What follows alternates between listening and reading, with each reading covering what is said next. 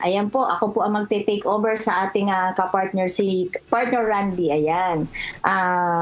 Tactionary tayo ngayong gabi, ano?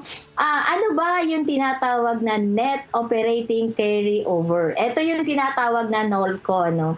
So, ano po yung NOLCO? Ang NOLCO, this is refers to carrying over a business loss to the following year to deduct it from future income. So, it helps reduce the amount of tax payable once the business becomes profitable. So, ibig sabihin po, kung loss tayo last year, 2024, pwede po natin siyang i-carry over next taxable year, which is 2025. So, ayan, mga tip din po yan. Isa din po yan sa tip sa filing po ng ITR. So, kung may loss tayo last year, pwede po natin siyang i-carry over this taxable year 2025.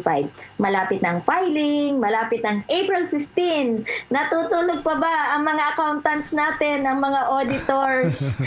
Brother Bear. Kaya pala, madalas mong batiin yung mga, ng ka-partner Crush, yung yung laging puyat.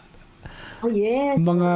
May tawag kayo doon ka-partner Crush ni ka-partner Randy. Ang tawag namin dyan, ano bang tawag namin doon? Kasi alam ko, mga panahon ngayon, yung mga accountants, yung mga bed nila, yung kama nila, nakikinita-kita ko, folders ang laman.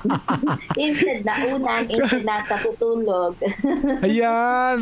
Yun ang katabi nila. At saka mga ma-OT. Tama po ba? Yeah, ma-OT group. Ma-OT group. Tama ka dyan, Brother Bear. Natanda ni Carl. Buti pa si Carl. Sharp pa ang brain niya. Talagang bata pa. Kaya yan ang mga ma-OT group.